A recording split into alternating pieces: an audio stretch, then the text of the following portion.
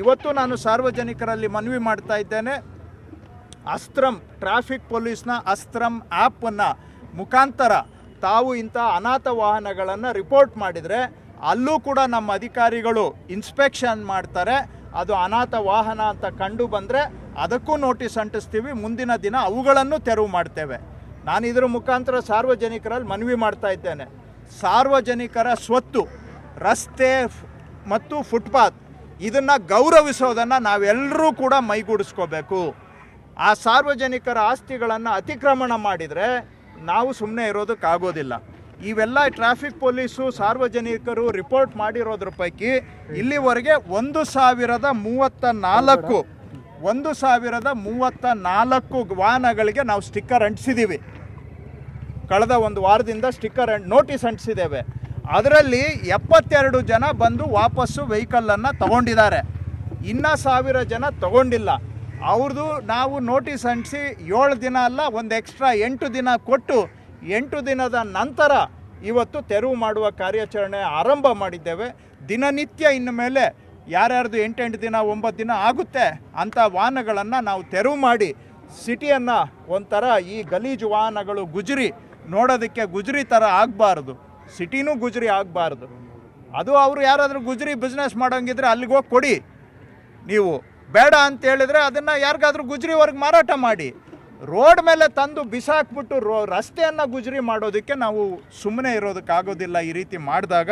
ಹಾಗಾಗಿ ಇವತ್ತಿಂದ ನಾವು ವಾಹನಗಳನ್ನು ಇಲ್ಲಿಂದ ನಿರ್ಮೂಲನೆ ಮಾಡುವಂತಹ ಕಾರ್ಯಾಚರಣೆಯನ್ನು ಸಾಂಕೇತಿಕವಾಗಿ ಇವತ್ತು ಚಾಲನೆ ಕೊಟ್ಟಿದ್ದೇವೆ. ಇದನ್ನು GBA ಅಧಿಕಾರಿಗಳು ಮತ್ತು ಟ್ರಾಫಿಕ್ ಪೊಲೀಸ್ನವರ ಸಹಯೋಗದಲ್ಲಿ ಇದನ್ನು ಮುಂದುವರಿಸ್ತೇವೆ. ಬೆಂಗಳೂರಿನಲ್ಲಿ ಸುಧಾರಣೆ ಕ್ರಮಗಳಲ್ಲಿ ಇದೂ ಕೂಡ ಒಂದು ಹೆಜ್ಜೆಯನ್ನು ನಾವು ಇಡ್ತಾ ಇದ್ದೇವೆ.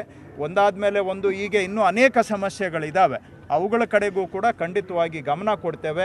ಆದರೆ ಜನನೂ ಸಹಕಾರ ಕೊಡಬೇಕು. ಈ ರೀತಿಯಾಗಿ ವಾಹನಗಳನ್ನು ಎಲ್ಲಂದರೆ ಅಲ್ಲಿ ಬಿಸಾಡೋದು ರೋಡ್ ಮೇಲೆ ಬೆಂಗಳೂರು ಸುಧಾರಣೆ ಆಗಬೇಕು ಅಂತ ಹೇಳಿದರೆ ಅದು ಏನೋ ದ್ವಂದ್ವ ಆಗುತ್ತೆ, ಅದು ಹಿಪಾಕ್ರಸಿ ಆಗುತ್ತೆ. ಬೆಂಗಳೂರು ಸುಧಾರಣೆ ಆಗಬೇಕು ಅಂದರೆ ಜನಗಳು ಸಹಕಾರ ಕೊಡಬೇಕು. ಈ ರೀತಿ ರಸ್ತೆಗಳಲ್ಲಿ ವಾಹನಗಳನ್ನು ಅನಾಥವಾಗಿ ಬಿಸಾಡೋದನ್ನು ನಿಲ್ಲಿಸಿ ನಿಮ್ಮ ಮನೆಯಲ್ಲಿ ಇಟ್ಕೊಳ್ಳಿ, ಇಲ್ಲ ಗುಜರಿವರೆಗೆ ಮಾರಾಟ ಮಾಡಿ. ರೋಡು ಫುಟ್ಪಾತು ಜನಗಳಿಗೆ ಸೇರಿದ್ದು, ಅದನ್ನು ಅತಿಕ್ರಮಣ ಮಾಡಬೇಡಿ. ಆ ಥರ ನಿಮ್ಮ ಏರಿಯಾದಲ್ಲಿ ಎಲ್ಲಾದರೂ ಇದ್ದರೆ ಟ್ರಾಫಿಕ್ ಪೊಲೀಸ್ನ ಅಸ್ತ್ರಂ ಆ್ಯಪ್ ಮುಖಾಂತರ ದಯವಿಟ್ಟು ರಿಪೋರ್ಟ್ ಮಾಡಿ ಅದನ್ನು ವೆರಿಫಿಕೇಷನ್ ಮಾಡಿ ಅಲ್ಲೂ ಕೂಡ ನಾವು ಈ ಕ್ರಮ ತೆಗೆದುಕೊಳ್ತೇವೆ. ಒಂದು ವಾರ ನಾವು ಕಾದಿದ್ದೇವೆ, ನೋಟಿಸ್ ಕೊಟ್ಟು ಈಗ 72 ಜನ ತಗೊಂಡಿದ್ದಾರೆ. 72 ಜನಕ್ಕೆ ನಾವು ಅವ್ರು ವಾಪಸ್ ವಾಹನ ಕೊಟ್ಟಿದ್ದೇವೆ. ಯಾವುದು ಏನು ಬರೀ 500 ರೂಪಾಯಿ ಏನೋ ದಂಡ ಅಷ್ಟೇ, 500 ರೂಪಾಯಿ ಕಟ್ಟಿಸ್ಕೊಂಡು ವಾಪಸ್ ಬಿಟ್ಕೊಟ್ಟಿದ್ದೇವೆ. ಆದರೂ ಕೂಡ ಅವರು ಎಚ್ಚರ ಆಗಲಿಲ್ಲ ಅಂತೇಳಿದರೆ ಈಗ ಜನ ಏನು ಬೇಕಾದರೂ ಮಾಡ್ಬೋದು. ನಾವು ನಮಗೆ ಹೇಳೋರು ಇಲ್ಲ, ಕೇಳೋರು ಇಲ್ಲ, ನಾವು ಹೇಳ್ದಂಗೆ ನೀವು ಕೇಳಬೇಕು ಅಂತೇಳಿದರೆ ಇಂಥ ಒಂದು ದೊಡ್ಡ ನಗರದಲ್ಲಿ ಆ ವ್ಯವಸ್ಥೆ ನಡೆಯೋದಿಲ್ಲ. ಕಾನೂನಿಗೆ ಗೌರವಿಸಬೇಕು ಅಂತ ನಾನು ಅವರಲ್ಲಿ ಮನವಿ ಮಾಡ್ತೇವೆ. ಅದನ್ನು GBA ಅವರು ಸುಮಾರು ಜಾಗಗಳನ್ನ ಗುರುತಿಸಿದ್ದಾರೆ, ಬೇರೆ ಬೇರೆ ಕಳೆಗಳಲ್ಲಿ ಗುರುತಿಸಿದ್ದಾರೆ. ಉದಾಹರಣೆಗೆ ಒಂದು ಈಗ ಸೆಂಟ್ರಲ್ ಕಾರ್ಪೊರೇಷನ್ ಅವರು ಲಕ್ಸಂದ್ರದಲ್ಲಿ ಗುರುತಿಸಿದ್ದಾರೆ. ಈಸ್ಟ್ ಕಾರ್ಪೊರೇಷನ್ ಅವರು ಹೋಪ್ ಫಾರ್ಮ್ ಜಂಕ್ಷನಲ್ಲಿ ಒಂದು ಗೌರ್ಮೆಂಟ್ ಲ್ಯಾಂಡನ್ನು ಇದಕ್ಕೆ ಐಡೆಂಟಿಫೈ ಮಾಡಿದ್ದಾರೆ. ವೆಸ್ಟಲ್ಲಿ ಮೈಸೂರು ಲ್ಯಾಂಬ್ಸು ಮತ್ತು ಚಂದ್ರ ಲೇಔಟ್ ಒಂದು BDA ಸೈಟ್ ಇದೆ. ಯಡಿಯೂರು ಇಟ್ಮಡು ಹತ್ರ ಒಂದು ಬಸ್ ಸ್ಟಾಪ್ ಹತ್ರ ಒಂದು ಸೈಟ್ ಗುರುತಿಸಿದ್ದಾರೆ. ನಾರ್ತಲ್ಲಿ ಕೋಗಿಲ್ ಹತ್ರ ಒಂದು ಜಾಗ ಗುರುತಿಸಿದ್ದಾರೆ. ಸೌತಲ್ಲಿ ಅಲ್ಲೂ ಕೂಡ ರಾಗಿಗುಡ್ಡ ಮೆಟ್ರೋ ಹತ್ರ ಒಂದು ಸ್ಟೇಷನ್ ಇದೆ. ಕದ್ರೇನಹಳ್ಳಿ ಹತ್ರ ಒಂದು ಜಾಗ ಇದೆ. ಹೊಸೂರು ಮೇನ್ ರೋಡ್ ಹತ್ರ ಒಂದು ಜಾಗ ಹುಡುಕಿದ್ದಾರೆ. ಹಾಗೆ ಬೊಮ್ಮನಹಳ್ಳಿಯಲ್ಲಿ ಒಂದು ಜಾಗ ಹುಡುಕಿದ್ದಾರೆ. ಹೀಗೆ ಸುಮಾರು ಜಾಗಗಳನ್ನು ಹುಡುಕಿ ಅಲ್ಲಿ ಇವುಗಳನ್ನ ನಾವು 15 ದಿನ ಇಡ್ತೇವೆ. ಆ ಪೇಪರ್ ನೋಟಿಫಿಕೇಶನ್ ಕೊಡ್ತೇವೆ.